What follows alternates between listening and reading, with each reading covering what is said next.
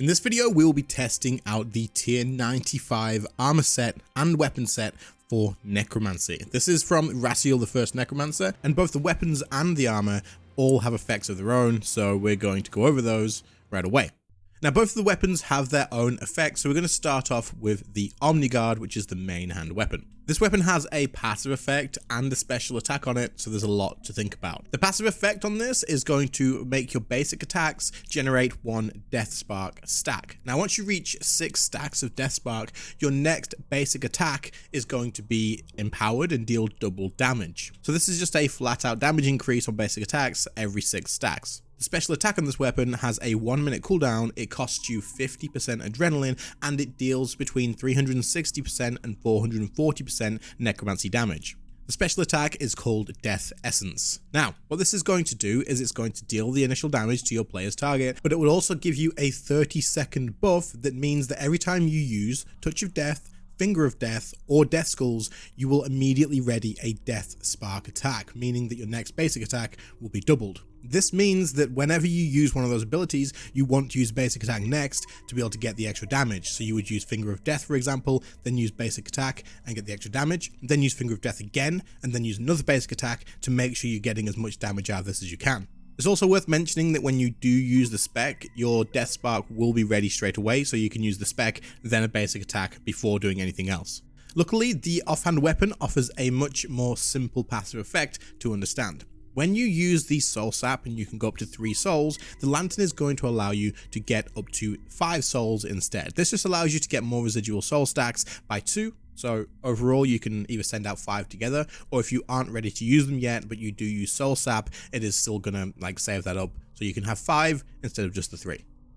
Moving on to the robes of the first Necromancer, you are going to be getting 2 extra effects from wearing this outfit. Now, to get the first effect, you have to have at least 2 pieces worn, and to get the second effect, you have to have at least 4 pieces worn. But the more pieces you wear, the stronger the effects become, as each individual piece will increase the actual output of the effects. For the first set effect, you're going to have, for 2 pieces worn or more, you get an increase in the basic attack damage of your conjured spirits by 7% each. This means that if you wear all pieces of the robes, you'll be able to get a bonus of 35% extra damage on your conjure's basic attacks. This is a massive number. The second set effect, which you get at 4 pieces or more worn, is going to increase the duration of your conjured spirits by 5% for each piece worn. As an example, if you conjure a skeleton without this set, it lasts for 60 seconds. If you conjure it with the set, then you get 75 seconds. Again, every time you remove a piece of the armor, you do lose a percentage of the actual increases because it's per piece of armor instead of just having a certain amount of pieces to reach the effect.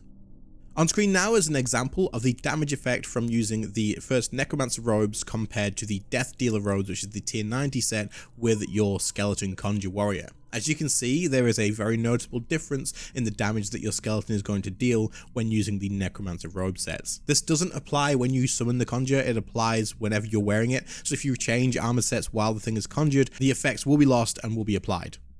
The only downside to this armor effect is not having the passive effect to ready Death Mark on any targets you may attack. However, you can cast the Invoke Death ability to apply Death Mark to your target on your next hit. Death Mark is a ability that you can cast immediately at the beginning of a fight or at any point during a fight, and it lasts for the entire time. The duration shown on the spell is just how long you have to apply it to the target and not how long the actual mark lasts on your target. It is a permanent effect and will stay there until the target dies.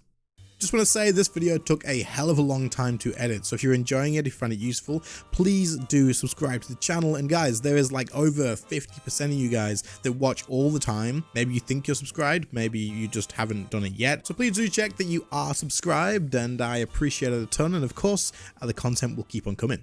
So now that you know what the effects of the armor actually does, how well does it perform in different situations? Is this going to be worth spending the money on, and is it something that you're going to want to get your hands on? Well, if you want a TLDR, the armor effects are insane, and you're probably going to want this. It is absolutely broken, and I'm going to show you why. Before we do, on screen are the perks on my weapons and my armor. For anybody who is wondering, you can see what those are. Okay, so we took the armor set and the weapons to a few different bosses in the game and tried them out to just see how well it performed in comparison to other combat styles. Now I'm going to be referencing most of my damage output here on my own personal experience in the past, as that's the only way I can really do it with using the Fractured Staff of Armadyl, as that is the style that I would have used a hell of a lot more than anything else. The first place that I tried this out was of course going to be Rasial. Now in here I noticed pretty quickly that the fight isn't really long enough to fit in a 50% adrenaline spec, and so you're not going to be getting the benefits out of this as much. That being said, the robes here make a very big difference. Considering the fight is small, you can usually have your conjures up from start to finish purely just from the first initial spawn. This is because of the extra time that you have. They usually die right as you're about to end the kill anyway. If you are hitting around the 1 minute to 1 minute 15 kill times, you're not even going to have to really extend the duration of your conjures either. That being said, if you don't quite reach this, you can still use life transfer to extend the duration of the conjures, and they'll just last like for the whole entire fight at this point probably. And also keep in mind the increased amount of damage that you get from the conjures is going to be noticeable as well. But as I said at the beginning of this, Rasial was by far the least impressive place to try this armor set out. So let's move on to some other bosses, shall we? The next place we visited was going to be Raksha. Now, a Raksha without the armor set, it's completely still really damn good to use Necromancy here, and I would say by far probably at the moment the best combat style to use at Raksha. That being said, with this gear, the amount of increased damage that I noticed from when I did this without it to doing it with it was absolutely crazy. Now, I've never ever been able to skip the pools in Raksha. Never. I've never really tried to do it properly with the dummy or anything like that, but if I tried it without and tried to throw out enough damage to just skip the pools on phase 3, I was just never able to do it. However, I noticed pretty quickly how close this was to actually happening when I was initially testing it out, and decided, you know what, we're going to give it a go. In this example here, you're going to see just how easily I skipped the pools here, and I will tell you right now, I made a lot of mistakes in this rotation, and I managed to skip the pools and phase at around about 1 minute flat. This meant that the kill time that I got at the end was around about 2 minutes, and again, I still made a few mistakes here, but getting a 2-minute Raksha kill, getting a pool skip that I was totally unable to do in the past, and this has no setup in terms of dummies or anything like that, is absolutely crazy. I know for a fact that you can do this quicker. I will be able to go back and do this quicker without a doubt in my mind, because I made a lot of mistakes and I've learned a lot since then. But the amount of damage you get from your conjures and the amount of damage you're getting from the weapon spec as well, and along with all the other stuff that Necromancy has, you can quite easily skip the pools at Raksha here with a little bit of practice. This will also be a consistent thing. I have no doubt that you will consistently do this, and the personal records here are just going to absolutely fly. As you can see, I got a 30-second personal record, which is absolutely crazy. The next place I took this armor set to was Kerapac in hard mode. Now, I've tested Kerapac in hard mode with the regular T90 set in the past as well, and it was pretty okay. Like, it performed pretty much as well as a Fractured Staff of Armadyl did, and I was getting times similar to what I was getting with my magic setup as well. But this is on tier 90. With the tier 95 setup, holy hell, you are able to do so much more damage with this. It is unreal. So as someone who does Kerapac hard mode quite a lot, like I've done my fair share of Kerapac hard mode, I understand that it's pretty damn difficult to skip every single phase's waves of lightning, right? Doing it in phase 1 is fine, but then in phase 2, you tend not to have like your Staff of Armadyl spec, for example. And then in phase 3, you may have it back, or you kind of, there's going to be one wave, right? But in this gear, with Necromancy, holy crap, it is easy enough to skip all 3 of them without really worrying. As you can see on screen in the background that you've just been watching, I skipped every single wave with this set, and it just wasn't even that close. The conjures that you use during the fight at Kerapac with this gear do so much damage, and it makes such a big difference. It is just absolutely nuts. Now, one great thing that you can do with this is each time you use Time Warp, you can then use Life Transfer to extend them for free as well. Because of course, if you Time Warp and then use Life Transfer, you lose the health still. But when you go back, you have all your health back. In this kill that you're watching, I was pretty much using my skeleton every time it was ready, if I could remember. Obviously, sometimes I would have forgotten because there's a lot going on, or I was focusing on other things as well. But using the Conjur with this gear set makes a hell of a lot of difference in damage, let me tell you. On phase 1, I would use Split Soul as well as Living Death to get through the kills. On phase 2, I would use my Conjurs and the weapon special attack here, which let me tell you is insanely good too, because it's 50% adrenaline. With Time Warp, you can just completely negate that thing. So you would throw throw our Death Skulls, use the weapon special attack, extend the Conjurs, and then make your skeleton attack quicker, and then you would go back and you've got all your adrenaline back again. So you can use a second Death Skulls, you can then use all of the adrenaline that you've got to get as many extra enhanced autos from the weapon spec too, and getting through phase 2 without actually having Living Death or Split Soul is not too difficult to do. As for phase 3 again, you've got your Living Death backup ready to go through. You can also use your weapon spec again, as it's only got a 1-minute cooldown, and you can fly through this. Again, using Time Warp to extend any Conjures that you've got, using it to get any extra Death Skulls out and stuff, getting through phase 3 again without any lightning is absolutely possible. As for phase 4, you have a few things that Necromancy offers, but the Conjures make a pretty good difference because the duration of your ghost increase with the actual armor set. The healing is nice to have, it just helps. I find phase 4 with Necromancy easier than Magic with Crypt Bloom armor, because you've got the darkness, which is reducing the amount of times you're getting hit, and you also have the healing from the ghost as well. It's just really nice to have. My phase 4 was a little bit rough here, I made a few mistakes, so the kill took around about 4 minutes and 20 seconds still, which is still better than my averages on Staff of Armadyl. So this is off task, of course, as well. Keep that in mind. On task, you would absolutely fly through everything here. You would skip every single phase waves. You would do it'd just be insane. The final place I'm going to show you for testing this out was at Seiryu. Now, the reason I did Seiryu is because you guys probably know, if you've watched the channel for a while, that I'm obsessed with ED1, and also one cycling Seiryu has been something that I only very just recently achieved in Magic. I wanted to do a full one cycle in Magic, and I finally got it. It was very difficult, it took a lot of practice, and it wasn't consistent. It wasn't. Every now and again, you would still fail it, even if you did it perfectly right, or as good as I could do it, right?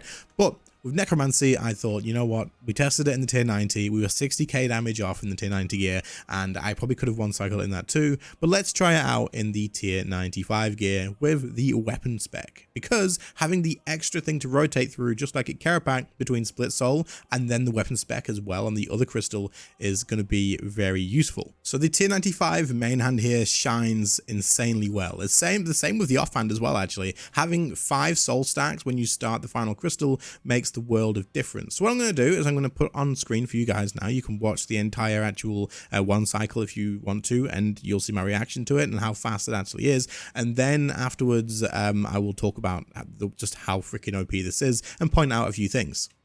Go, go, go, go, go, go.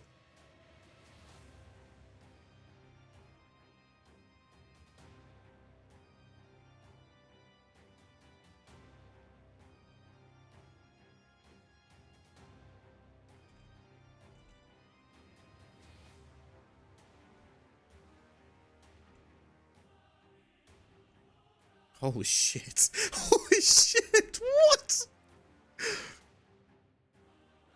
What is that damage, man?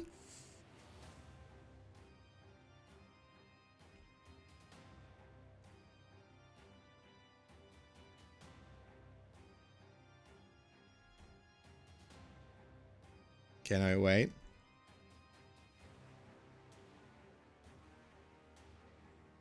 Wait, let's do this.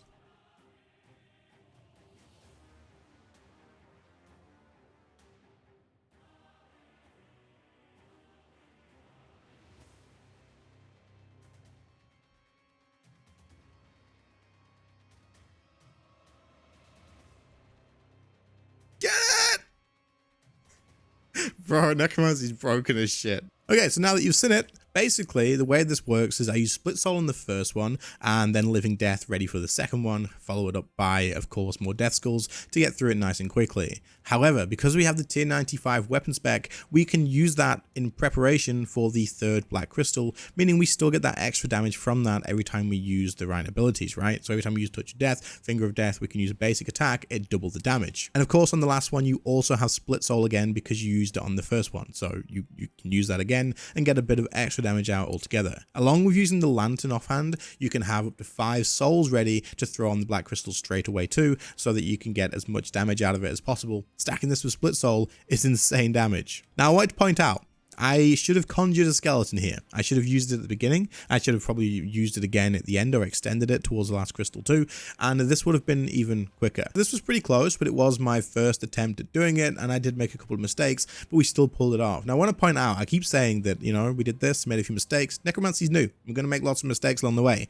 But the fact that I'm not doing this efficiently, I guess you could say, and still one cycling Seiryu is absolutely nuts. This gear makes a massive difference, having the T95 weapons, having the T95 armor sets. The amount of output that you get from these is crazy to think. Having split soul on one thing and then also using the T95 weapon spec, once that's down, can keep your damage up rather than having a pretty big lull in between. And it's just a very valuable thing to have for different phases of different bosses. And of course, like I said, if I'd conjured the skeletons, this would have been a piece of cake. So Necromancy right now is absolutely crazy, and the T95 armor set, well as the two weapons, just makes it shine even more. I am literally just blown away with the amount of damage you can put out with this.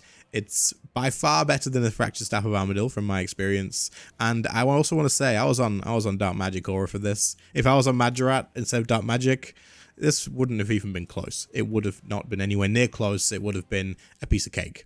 And there we go. There's the examples of my use of the T95 Necromancy gear. Now, I've used it in a few other places as well. It works really well at Nex, having your conjures up for longer, of course, doing more damage. You just fly through the kills. Everywhere you go, it's pretty much the same sort of thing. If there's any time that you would use Split Soul, having that T95 spec to fall back on afterwards as well is obviously something that you can just keep your damage output up rather than having it drop and be a lull. The conjures lasting longer is a nice quality of life as well, because obviously you don't have to worry about constantly resummoning them, but you do want to be using that skeleton special attack because holy crap, it hits so damn hard. But overall, the tier 95 gear for Necromancy is insanely good. The increase from the tier 90 is pretty damn big, and I would recommend it to anybody who is considering buying it. So the prices have come down quite a bit. It's a pretty good time to buy it. Prices will probably continue to come down. Rasial drops them very quickly. It's kind of nice, to be honest, to be able to get tier 95 gear and not have to pay a fortune, but there you go. Anyway, I hope you all enjoyed the video. If you found it useful, if you enjoyed it, leave a like, sub to the channel if you are new. There's like over 50% of you guys that aren't subbed. So if you got this far in the video, sub to the channel. I'd appreciate it a ton. You'd make my day. Other than that, I'll catch you all in the next one. See you later, guys. Bye.